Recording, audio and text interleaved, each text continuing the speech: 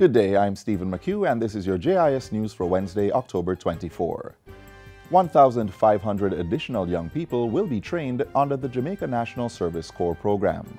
Finance and Public Service Minister Dr. Nigel Clark says the young people will be recruited and trained in 3 batches by October 2019. We are indeed pleased by the progress that has been made in this program, and it has been so successful that the next cohort that's to begin training on the 28th of October will be the largest contingent of persons to ever be trained by the Jamaica Defense Force. Dr. Clark was speaking on Saturday at the passing out parade ceremony for 220 recruits held at the Jamaica Defense Force's Monique training camp in St. Anne.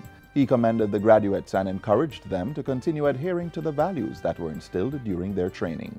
And to make good use of the 9 months that remains in this segment of your training, where you will continue to grow in maturity and in character. You will continue to earn a stipend with a compulsory savings element to make sure that when you leave with something. The 220 graduates represent the 4th intake under the Jamaica National Service Corps program. They underwent 16 weeks of rigorous training on military service knowledge, basic first aid, and weapons handling, among other areas. Bamboo is being explored as a possible alternative to the production of plastic and styrofoam containers as government embarks on a policy to ban the use of those materials. Minister without portfolio in the Ministry of Industry, Commerce, Agriculture and Fisheries, J.C. Hutchinson, gave that update as he addressed a recent JIS think tank. All the plastic that you can think of can be made from bamboo. So we are going to be looking that this can be a big alternative for all the plastic that there is that we are now presently using. Starting January 1 next year, government will be imposing a ban on the importation, manufacture, distribution and use of specific categories of plastic and styrofoam packaging materials. President of the Bamboo Industry Association of Jamaica, Robert Rainford, says the upcoming Caribbean International Bamboo Symposium will feature discussions on how bamboo can be used as a substitute for the materials. The symposium that is coming up is a great opportunity for us to showcase what bamboo can do. And the issue of plastic and styrofoam is really timely because bamboo can be a substitute for all of those things. And so we have done a lot of work in that area, and we're looking forward to making sure that we can fill the gap when that comes. The Caribbean International Bamboo Symposium will be held at the Jamaica Conference Center in Kingston on November 27 and 28. The symposium will be followed by a field visit to bamboo productive enterprises on November 29. A joint select committee of Parliament has been established to consider and report on the Bank of Jamaica Amendment Act 2018. The committee will be chaired by Minister of Finance and the Public Service, Dr. Nigel Clark. Other members include Minister without portfolio in the Finance Ministry, Fable Williams, and Justice Minister Deroy Chuck. State Minister of Education, Youth and Information, Floyd Green, along with members of Parliament, Mark Golding, Leslie Campbell, Peter Bunting, and Dr. Wickham McNeil, will also sit on the committee. The Senate will announce its members shortly. Minister Clark says the legislation seeks to modernize the Bank of Jamaica and give it autonomy and independence in law for the implementation of monetary policy. The bill, Mr. Speaker, seeks to improve the governance of the central bank, to strengthen and deepen the governance, and very importantly, seeks to introduce transparency to monetary policy decisions and monetary policy actions of the central bank. The finance minister was speaking on Tuesday in the House of Representatives where the legislation was tabled.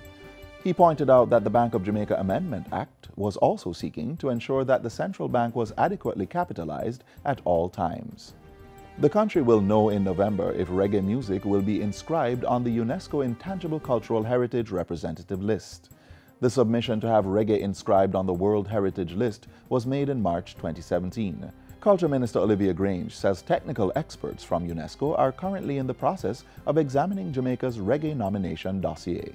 We are in that process. We will know in November if we are successful.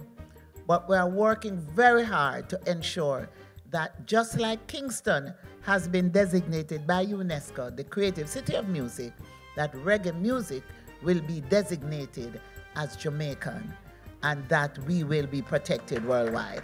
Minister Grange was speaking at yesterday's press conference to launch the 2019 Carnival in Jamaica. She also revealed that her ministry would be establishing an inventory of intangible heritage that's unique to Jamaica, which was a requirement of UNESCO. Residents of Steertown in St. Ann and surrounding communities, as well as neighboring parishes, benefited from free dental and optical care recently. The service was provided by Great Shape Inc., a United States-based nonprofit organization which partnered with the Sandals Foundation.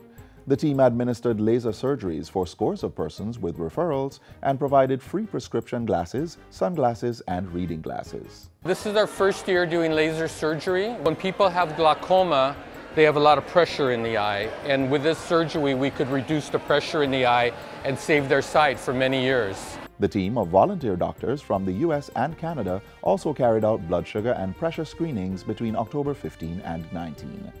Over 200,000 persons have benefited from the organization's Eye Care project, which is now in its 10th year, as well as its 1,000 Smiles program for the last 16 years. And finally, Minister of Culture, Gender, Entertainment and Sport Olivia Grange has presented former Jamaican national footballer Luton Shelton Jr.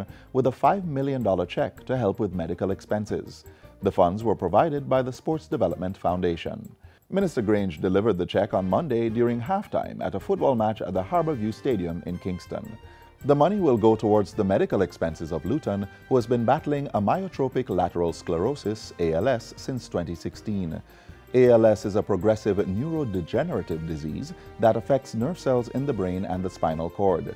News of the former footballer's condition emerged earlier this month, and he has since received a wave of public support.